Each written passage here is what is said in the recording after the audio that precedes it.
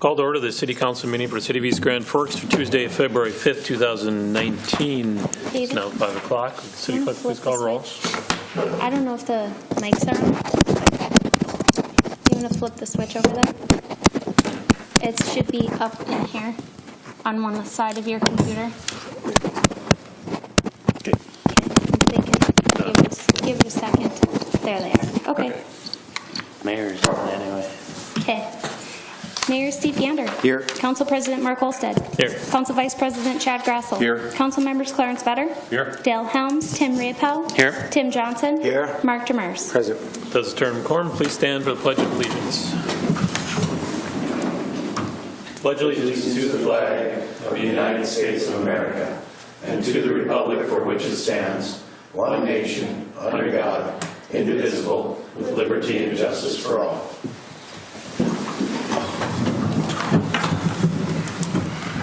Open forum and opportunity for members of the public to address City Council on items not on the current agenda. Items requiring council action may be referred to staff, boards, or commissions for research and future council agendas if appropriate. If you'd like to address City Council, please come up to the podium to do so at this time. I see none. Approval of minutes for the January 15th regular meeting and January 22nd work session. Moved by Grasso, second by Riepel. Any questions or discussion? Roll call, please. Johnson. Yes. Olsted. Yes. Grassel. Yes. Demers. Yes. Vetter. Yes. Riepel. Yes. Motion is carried. Scheduled bid lettings, there is none. Scheduled public hearings, there is none. Consent agenda. Items under the consent agenda will be adopted with one motion. However, council members may request individual items to be pulled from the consent agenda for discussion and action if they choose. Any members like 3 through 4 are pulled at all? If not, entertain a motion for 3 through 4. Moved by Vetter. Second. Second by Riepel. Any questions or discussion? I see none. Roll call, please. Johnson. Yes. Olsted. Yes. Grassel. Yes. Demers. Yes. Vetter. Yes. Riepel. Yes. Motion is carried. Acknowledge receipt of reports to officers, boards, and commissions.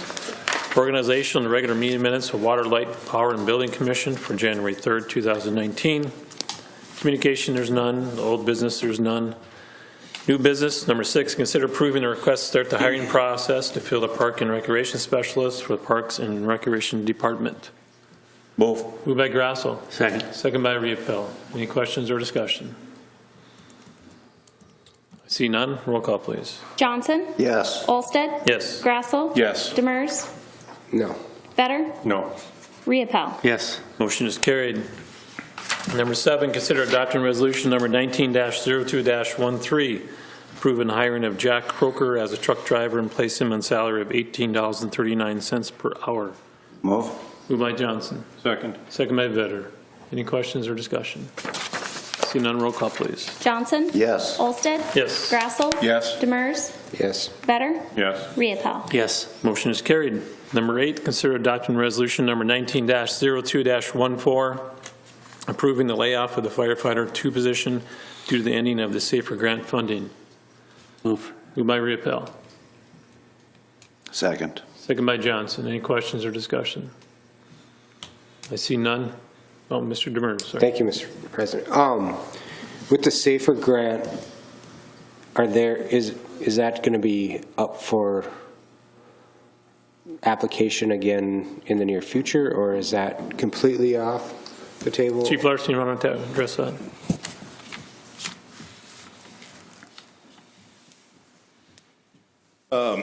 Thank you, Mr. President. The SAFER grant opens once a year, and you have to have a position open that you can and hold it for. So it has fallen in line for us.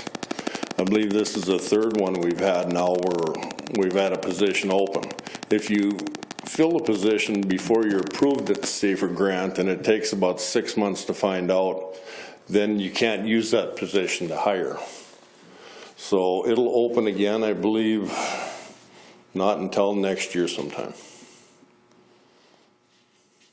I guess what you're saying is we wouldn't be able to do fill a position like that for us for 1 year. There would be a 1 year gap that would be able before we'd be able to apply. Yeah, the SAFER grant runs for 2 years. They were running 3 years. The first one we got, after your 2 years were up, the city was required to retain the position for a year. A lot of cities wouldn't look at that because they didn't know what their financial stability would be. So when the SAFER grant ends now, you don't have to retain the employee. When we applied for this, through attrition, the position, there was supposed to be a retirement, and this was we used this to train the position before. We hired a second guy, was training for a position, and the retirement never happened. So we're kind of in this bad area right now where we don't have it in the budget to support the position, and the SAFER grant is running out, I believe, on February 13th. So do you anticipate applying for the next cycle, or what?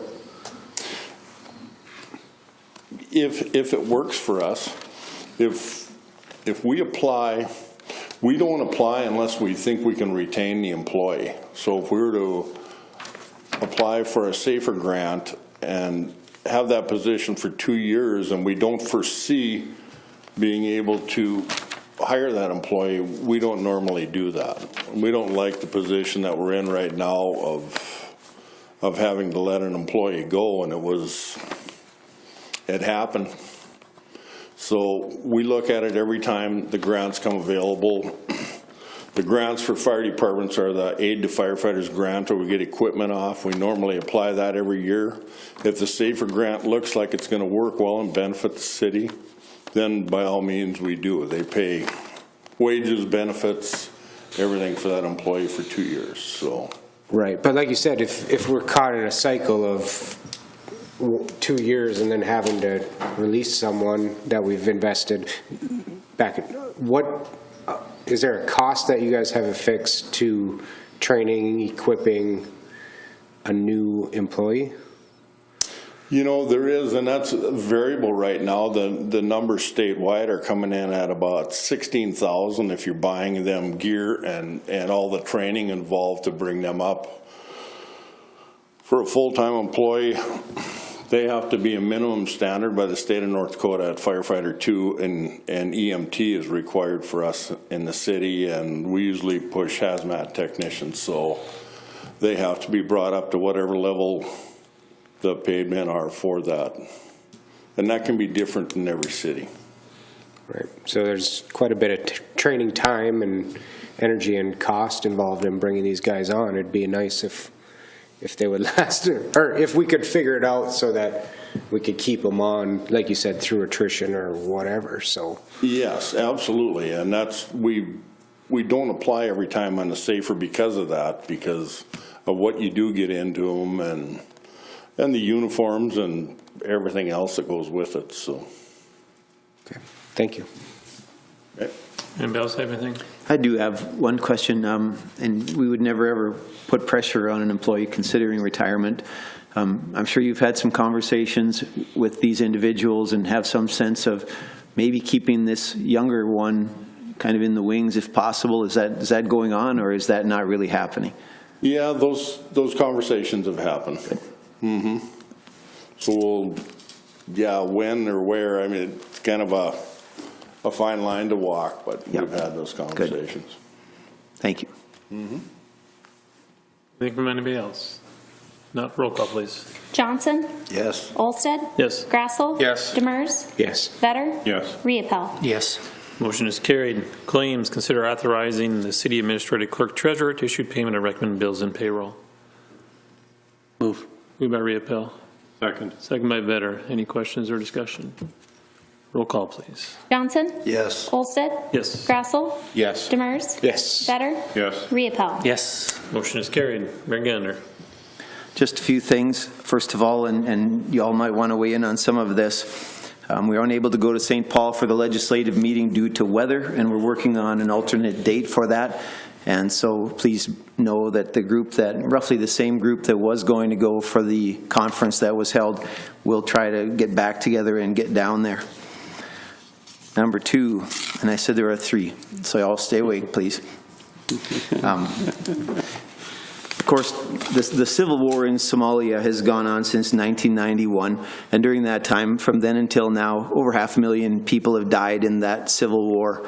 The deaths are dropping off now to a few thousand a year in recent years, but the poverty, the famine, the safety challenges, the government is really, really strapped and challenged to try to reconstitute itself and create stability in the nation.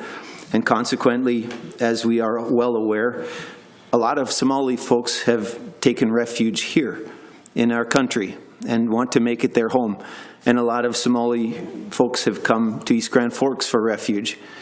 And we had an opportunity over the weekend on Sunday to visit their house of worship. And they invited us in. There were people from the city. We had a police officer there, which I was very happy. These connections that we can make to Somali residents here, I think, are very, very important. They were so happy to see us. We had members of the school.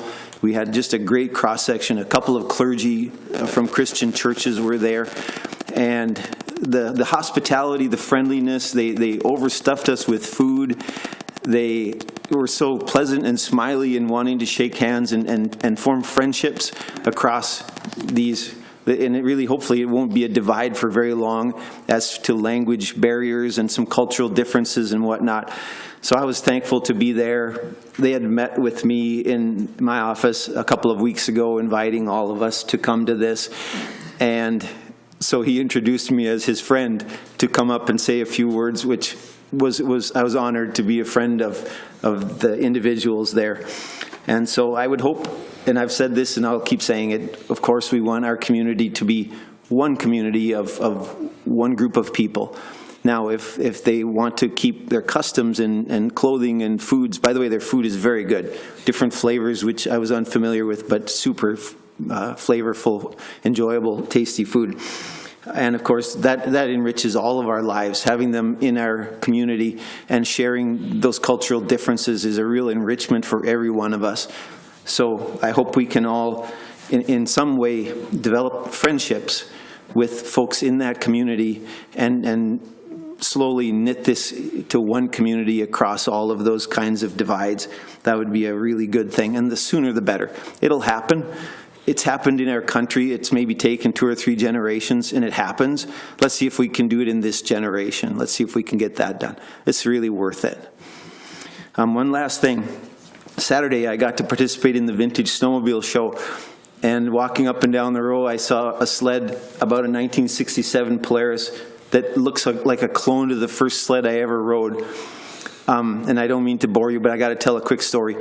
I couldn't have started that thing. I was maybe 7 years old, maybe 6, and I could have never started it. But we had fresh snow, and my dad was heading to work. And I said, Dad, can I ride the Snowcat when you're gone? He said, sure, if you can get it started. And so I kind of swindled the mailman to starting it for me.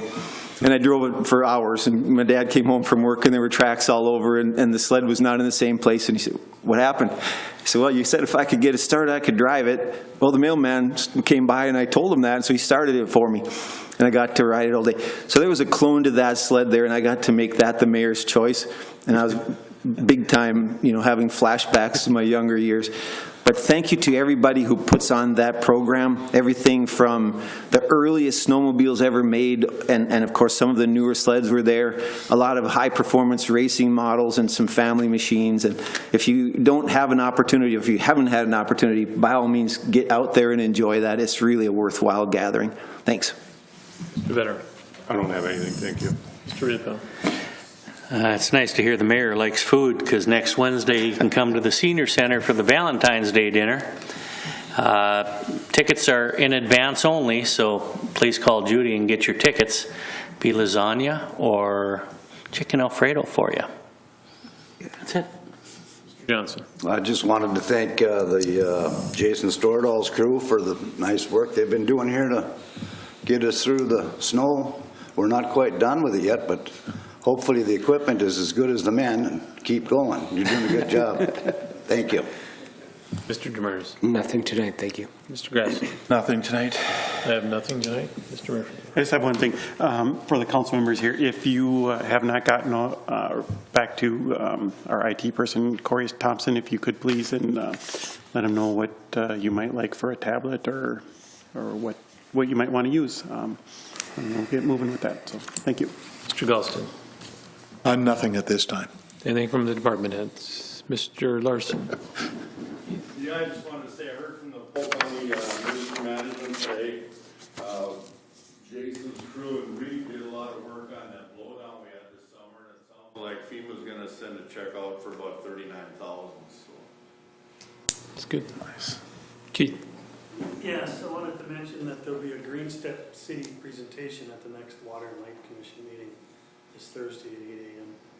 Councilmember Demers had asked us to check into that, and so we're bringing the certs, Joel Anesthesia, or he's coming here to give us a presentation. You're all welcome. Good. Anything from Nancy?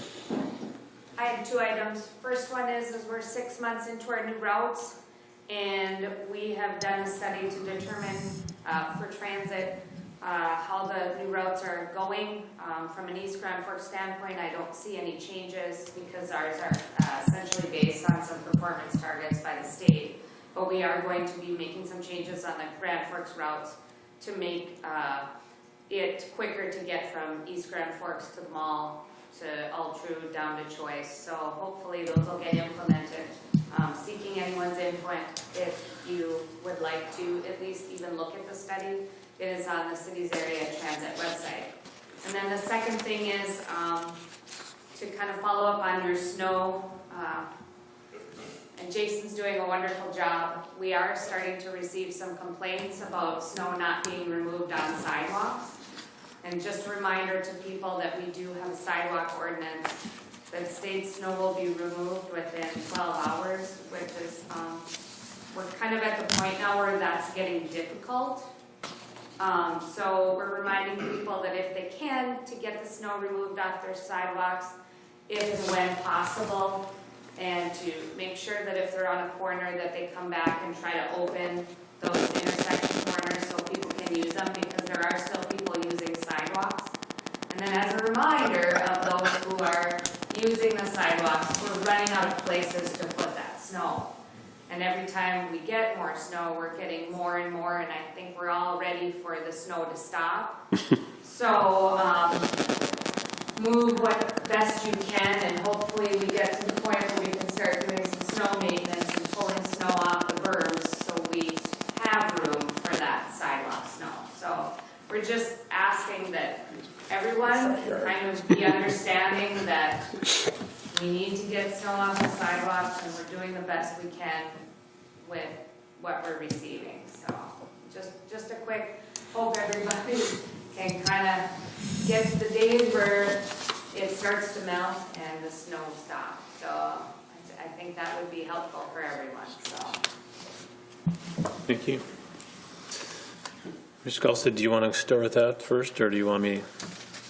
No, we can go ahead. And apparently the next thing is, the next item is we're going to be moving into a closed session. What I need to do, since this is a closed session for attorney-client privilege, we're going to be calling that meeting according to 13D05 subdivision 3B of the Minnesota Century Code to discuss litigation strategies and or settlement options. Prior to closing the session, I was required to look at the balancing test of the Minneapolis Star and Tribune versus the HRA and Prior Lakes. And it has been considered and determined that the balancing policies behind the attorney-client privilege and the open meeting law dictates that this meeting be closed for confidential purposes to discuss the settlement and litigation strategies. And it's specifically regarding the damages that we as the city received at the East Grand Forks swimming pool and the contractor that was involved. And with that, if we could just get a motion to go into closed session. Moved by Rapel, Second. Second by Mr. Grassel. All in favor, say aye. Aye. Opposed, same sign. Motion is carried. We are now in closed session.